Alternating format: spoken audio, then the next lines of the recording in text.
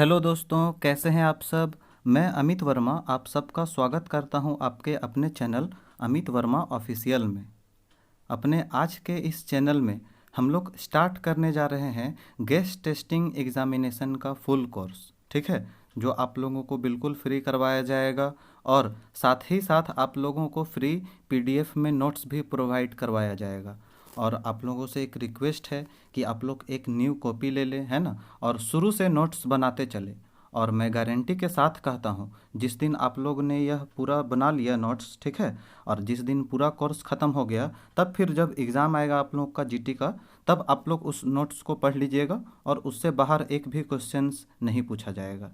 अब जैसा कि हम लोग जानते हैं कि इसमें बहुत सारे लड़के मेरे इस ग्रुप से जुड़े हुए हैं, ठीक है। उनमें से कुछ कुछ पढ़ा भी होगा जीटी के लिए, कुछ कुछ बिल्कुल नया होगा जिसको जीटी एग्ज़ाम के बारे में कुछ नहीं पता है।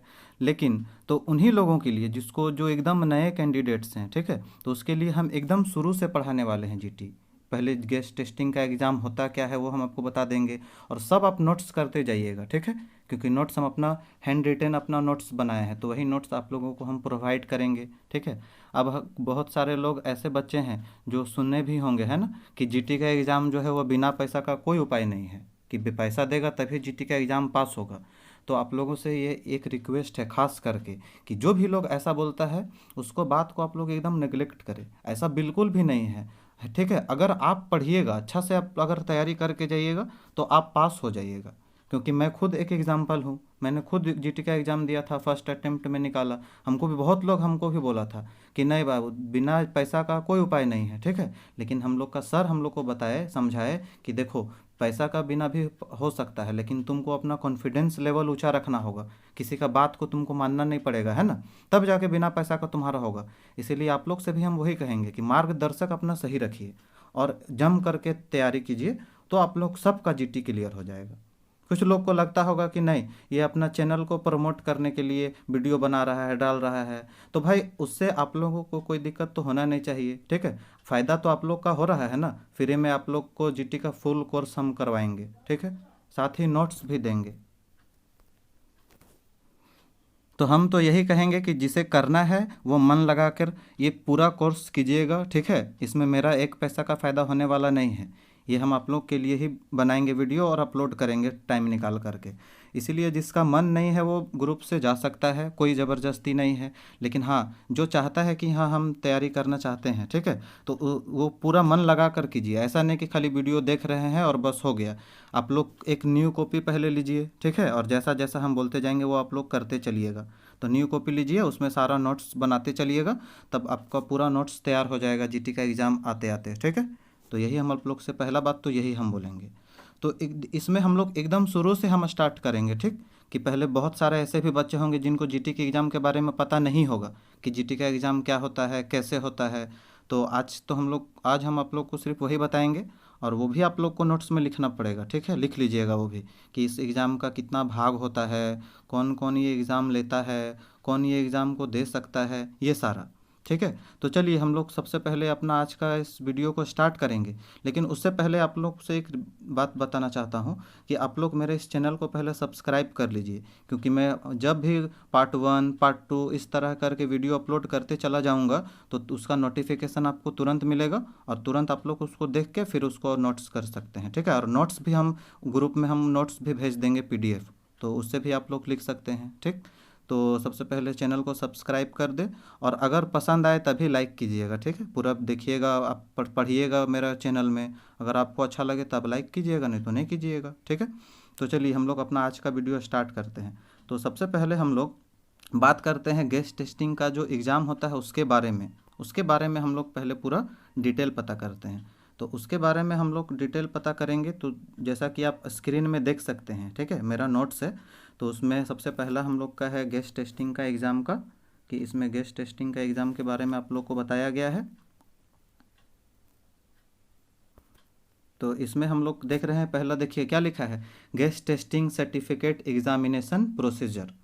सबसे पहले ये जो एग्ज़ाम होता है, the details procedure for gas testing exam has been given in the appendix 4 of mines act 1952। तो गेस्ट टेस्टिंग एग्ज़ाम होने का जो प्रोविज़न है तो वो कैसे आया है, कहाँ से आया है, तो उसके लिए माइंस एक्ट 1952 जब आप लोग पढ़िएगा तो उसमें अप्रेंडिक्स 4 में आप लोग को ये मिल जाएगा। ठीक है, तो देखिए ये एग्ज़ाम का जो टाइप होता है वो कैसा रहता है। तो सबसे पहले इसमें हम लोग का ये जो एग्ज़ाम रहता है, तो जैसा कि आप लोग यहाँ पर आप देख सकते हैं, है ना, कि इसमें लिखा हुआ है हम लोग का कि there will be 2 examiner, namely first examiner and second examiner. जब आप ये एग्ज़ाम देने जाइएगा तो इसमें आप लोगों को क्या मिलेगा, तो इसमें आप लोगों को 2 गो एग्जामिनर मिलेगा। ठीक है, पहला मिलेगा क्या, 2 एग्जामिनर आप लोग को इसमें मिलेगा। पहला मिलेगा क्या, there will be 2 examiner namely first examiner and second examiner. तो एक रहेगा जिसमें से एक रहेगा कोई भी माइन का मैनेजर रहेगा उसमें से, और एक रहेगा डीजीएमएस का कोई एक डायरेक्टर रहेगा। ठीक है, दोनों पास आप लोग को बारी बारी से जाना है और वो जो क्वेश्चन पूछेंगे उसका आपको मौखिक तौर पर उत्तर देना होगा, है ना, इंटरव्यू टाइप का ये एग्ज़ाम होता है। और बात उठता है कि आपको उसमें नाम मार्क्स कितना लाना पड़ेगा। तो देखिए इसमें देखिए लिखा हुआ है कि a candidate has to score at least 40% marks in each examination and 50% in aggregate for passing the examination. जितना भी नंबर का एग्ज़ाम होता है तो आपको उसमें कम से कम 40% लाना पड़ेगा। ठीक है, दोनों में, मैनेजर के पास भी आपको 40% और उसके बाद डायरेक्टर के पास भी 40%, और लेकिन दोनों को मिला करके फिर आपका 50% हो जाना चाहिए, तब आप लोग एग्ज़ाम को पास कर जाइएगा। ये वहाँ का नियम है एग्ज़ाम का। ठीक है, बात उठता है कि टॉपिक क्या रहेगा, कि मान लीजिए आप मैनेजर के पास गए तो वो आपसे क्या पूछेगा, कौन सा टॉपिक पर पूछेगा, डायरेक्टर के पास गए तो वो आपसे कौन सा टॉपिक पर पूछेगा, ये भी बात उठता है ना। तो टॉपिक के बारे में भी हम लोग देखिए बात करते हैं हम लोग। ठीक है, टॉपिक की उसका टॉपिक क्या क्या रहता है ये भी हम लोग बात कर सकते हैं। तो देखिए उसका टॉपिक जो रहता है, उसका टॉपिक रहता है पहला, जैसा कि हम लोग यहाँ पर देख सकते हैं, इसका जो टॉपिक है वो रहेगा फर्स्ट एग्जामिनर के पास जब आप जाइएगा, है ना, फर्स्ट एग्जामिनर के पास, तो उसमें वो आपसे क्या पूछेगा। तो देखिए यहाँ पर लिखा हुआ है कि मेथड ऑफ टेस्टिंग, है ना, method of testing for inflammable gas in underground with safety lamp. वो 10 मार्क्स का रहता है कि आप सेफ्टी लैंप से, फ्लेम सेफ्टी लैंप जो रहता है उससे आप अंडरग्राउंड में इनफ्लेमेबल गैस का जांच कैसे कीजिएगा, तरीका उसका पूछेगा कि किस तरह से आप लोग कर सकते हैं जांच। ठीक है, ये सारा चीज़ आपसे वो पूछेगा। और दूसरा फिर वो आपसे क्या पूछेगा, actual testing of inflammable gas with flame safety lamp in gas chamber. फिर आपको एक गैस चैम्बर में ले जाएगा जहाँ पर आपसे वो दिखा करके पूछेगा कि फ्लेम बना हुआ रहेगा, अब बोलेगा कि बताइए इसमें कितना % गैस है। ठीक है, तो ये सब हम आप लोग को बता देंगे कि कितना % गैस है, वो पूछेगा तो भी। तो टोटल कितना मार्क्स का हो गया, 20 नंबर का हो गया आपको फर्स्ट एग्जामिनर के पास। ठीक है, ये पूछा जाएगा आप लोगों से, तो इसमें से आपको कितना मार्क्स लाना है, 40% लाना है 20 नंबर में, तो इससे 40 मार्क्स आप लोग ले आइएगा।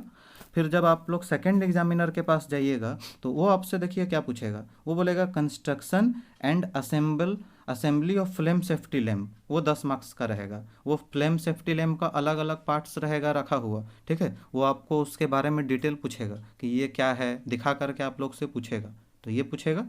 ठीक, और दूसरा फिर वो आपसे क्या पूछेगा, effect of inflammable gas in different percentage and the difference between combustion and explosion. फिर वो अलग अलग, जैसा कि हम लोग जानते हैं कि माइन में अलग अलग तरह का गैस पाया जाता है, तो वो सब के बारे में आपसे डिफरेंस पूछ देगा। ठीक है, और उसका इफेक्ट पूछेगा, जैसे आप लोग सबका पढ़ के जाइएगा कि ऑक्सीजन का कितना % ऑक्सीजन रहने से हम लोग का शरीर में क्या इफेक्ट होगा, धीरे धीरे कम होते जाएगा तो क्या होते जाएगा।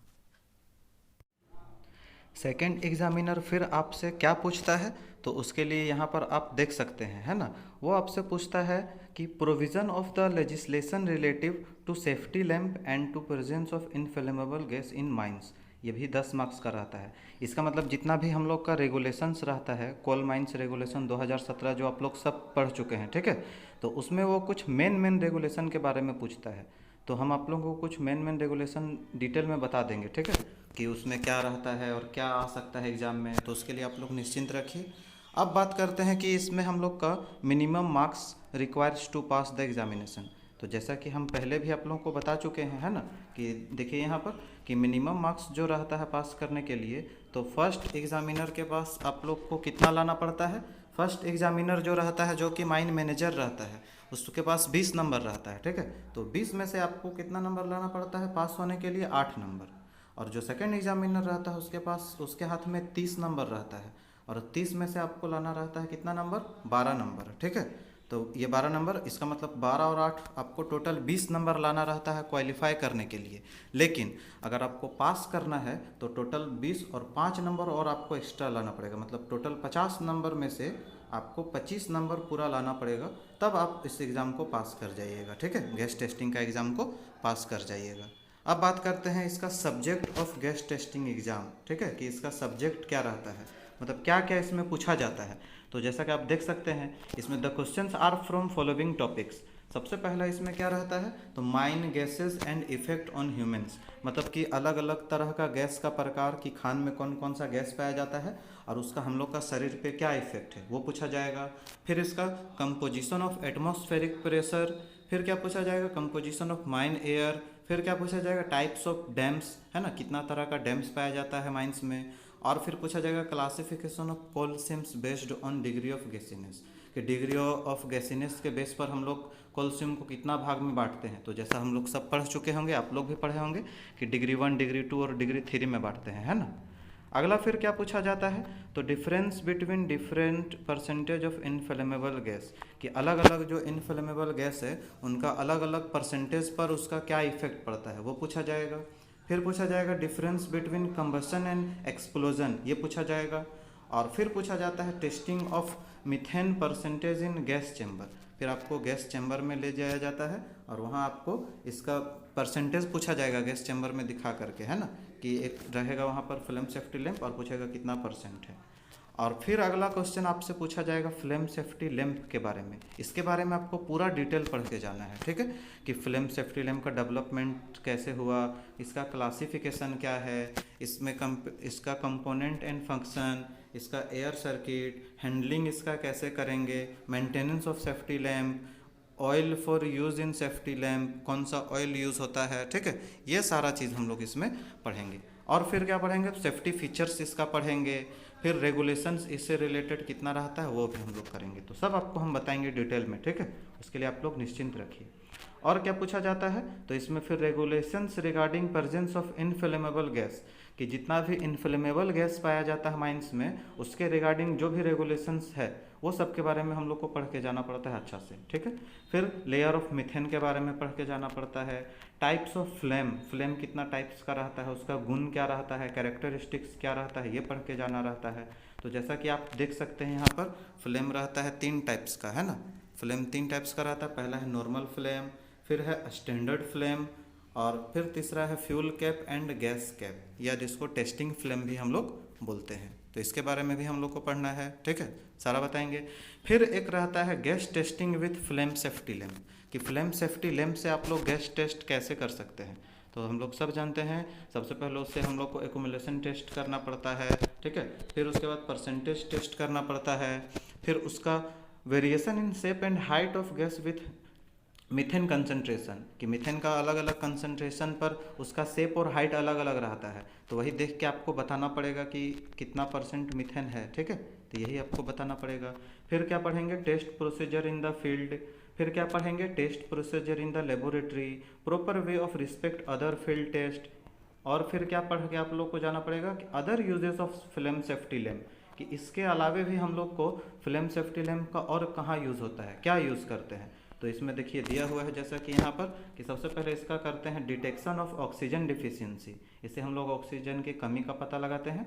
और detection of presence of black damp, और कार्बन डाइऑक्साइड मतलब ब्लैक डैम्प के डिटेक्शन करते हैं, प्रेजेंस है कि नहीं है, ये सारा पढ़ते हैं। और फिर अदर गैस इक्विपमेंट के बारे में आपको पढ़ लेना है, कि गैस जांच करने के लिए और भी बहुत सारा यंत्र है ना, जैसे मिथनोमीटर है, काटा थर्मामीटर है। तो ये सारा चीज़ के बारे में आपको पढ़ के जाना है, तो सब आपको हम करवाएंगे इसमें। तो फिलहाल ये सब आप लोग नोट कर लीजिए। ठीक है, जैसे हम कैसे नोट्स बनाए उसी तरह आप लोग अपना कॉपी में इसको नोट डाउन कर लीजिए।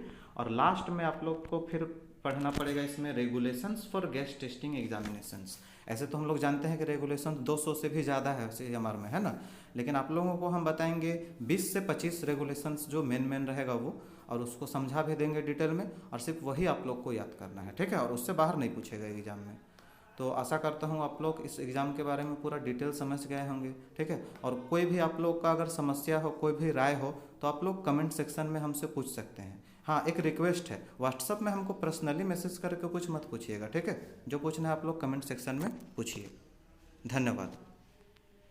अब और हम लोग अपने अगले वीडियो में मिलेंगे, अब क्लास स्टार्ट करेंगे, ठीक है? पार्ट 2 इसका लाएंगे, उसमें हम लोग का क्लास स्टार्ट हो जाएगा।